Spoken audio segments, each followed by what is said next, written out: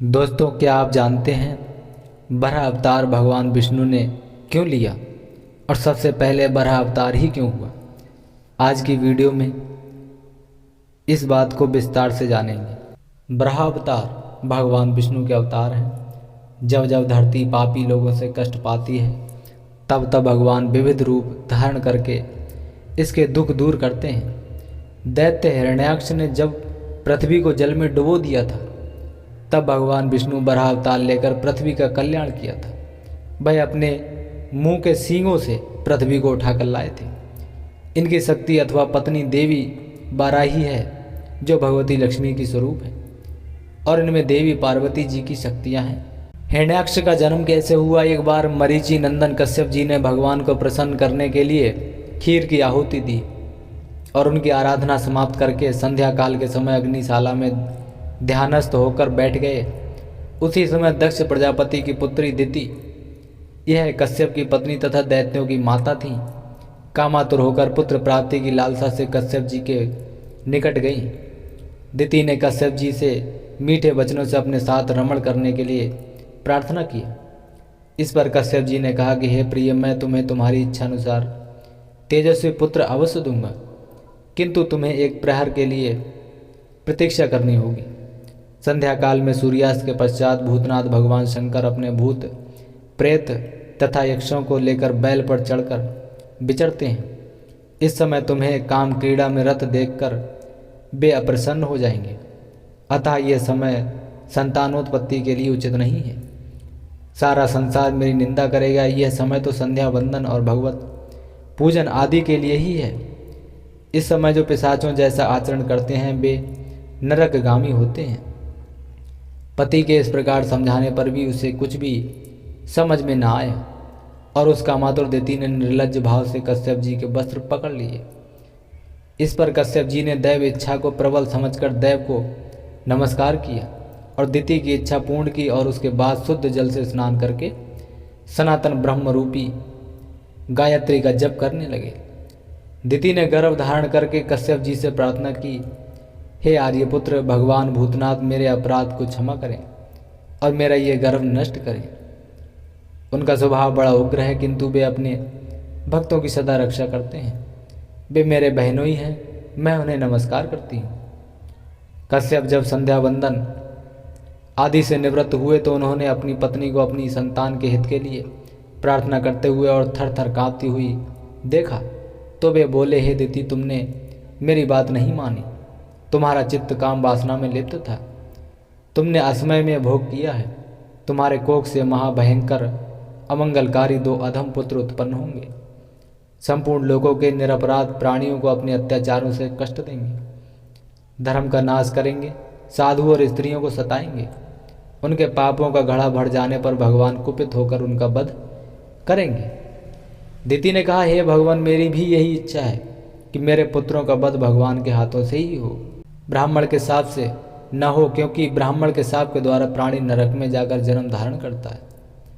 तब कश्यप जी बोले, हे देवी, तुम्हें अपने कर्म का अति पश्चाताप है, इसलिए तुम्हारा नाती भगवान का बहुत बड़ा भक्त होगा और तुम्हारे यश को उज्जवल करेगा। वह बालक साधुजनों की सेवा करेगा और काल को जीतकर भगवान का पार्षद बनेगा। कश्यप जी के मुख से भगभक्त बद पौत्र के उत्पन्न होने की बात सुनकर दिति को अति प्रसन्नता हुई और अपने पुत्रों का वध साक्षात भगवान से सुनकर उसका सारा खेद समाप्त हो गया। उसके 2 पुत्र, एक हिरण्याक्ष तथा हिरण्याकश्यप का जन्म हुआ और विधि के विधानों के हिसाब से ये दुष्टता की राह पर चल पड़े। यह प्रभु की इच्छा से इनके कुल में प्रहलाद और बलि जैसे महापुरुषों का जन्म भी हुआ। जय और विजय को शाप क्यों मिला।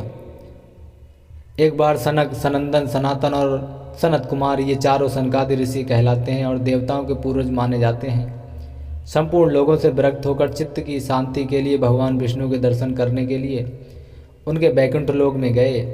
बैकुंठ के द्वार पर जय और विजय नाम के 2 द्वारपाल पहरा दिया करते थे। जय और विजय ने इन सनकादि ऋषियों को द्वार पर ही रोक लिया और बैकुंठ लोक के भीतर जाने से मना करने लगे। उनके इस प्रकार मना करने पर सनकादिक ऋषियों ने कहा कि अरे मूर्खों, हम तो भगवान विष्णु के परम भक्त हैं, हमारी गति कहीं भी नहीं रुकती है। हम देवादिदेव के दर्शन करना चाहते हैं तुम हमें उनके दर्शन से क्यों रोकते हो? तुम लोग तो भगवान की सेवा में रहते हो, तुम्हें तो उन्हीं के समान समदर्शी होना चाहिए। भगवान का स्वभाव परम शांतिमय है, तुम्हारा स्वभाव भी वैसा ही होना चाहिए। हमें भगवान विष्णु के दर्शन के लिए जाने दो। ऋषियों के इस प्रकार कहने पर भी जय और विजय उन्हें बैकुंठ के अंदर जाने से रोकने लगे। जय और विजय के इस प्रकार रोकने पर सनकादिक ऋषियों ने क्रुद्ध होकर कहा, भगवान विष्णु के समीप रहने के बाद भी तुम लोगों में अहंकार आ गया है, और अहंकारी का वास बैकुंठ में नहीं हो सकता। इसलिए हम तुम्हें साफ देते हैं कि तुम लोग पाप योनि में जाओ और अपने पाप का फल भुगतो। उनके इस प्रकार साफ देने पर जय और विजय भयभीत होकर उनके चरणों में गिर पड़े और क्षमा मांगने लगे। यह जानकर कि सनकादिक ऋषिगण भेंट करने आए हैं, भगवान विष्णु स्वयं लक्ष्मी जी एवं अपने समस्त पार्षदों के साथ उनके स्वागत के लिए वहीं पर उपस्थित हुए। भगवान विष्णु ने उनसे कहा, हे मुनीश्वरों, ये जय और विजय नाम के मेरे पार्षद हैं। इन दोनों ने अहंकार बुद्धि को धारण कर आपका अपमान करके अपराध किया है। आप लोग मेरे प्रिय भक्त हैं और इन्होंने आपकी अवज्ञा करके मेरी भी अवज्ञा की है। इनको साफ देकर आपने उत्तम कार्य किया है। इन अनुचरों ने ब्राह्मणों का तिरस्कार किया है और उसे मैं अपना ही तिरस्कार मानता हूँ। मैं इन पार्षदों की ओर से क्षमा याचना करता हूँ। सेवकों का अपराध होने पर भी संसार स्वामी का ही अपराध मानता है, अतः मैं आप लोगों की प्रसन्नता की भिक्षा चाहता हूँ। भगवान के इन मधुर वचनों से सनकादिक ऋषियों का क्रोध तत्काल शांत हो गया। भगवान की सुदारता से वे अति आनंदित हुए और बोले, आप धर्म की मर्यादा रखने के लिए ही ब्राह्मणों को इतना आदर देते हैं। हे नाथ, हमने इन निरपराध पार्षदों को क्रोध के वश में होकर साप दे दिया, इसके लिए हम क्षमा चाहते हैं। आप उचित समझें तो इन द्वारपालों को क्षमा करके हमारे साप से मुक्त कर सकते हैं। भगवान विष्णु ने कहा कि हे मुनिगणों, मैं सर्वशक्तिमान होने के बाद भी ब्राह्मणों के वचन को असत्य नहीं करना चाहता, क्योंकि इससे धर्म का उल्लंघन होता है। आपने जो साप दिया है वह मेरी ही प्रेरणा से हुआ है।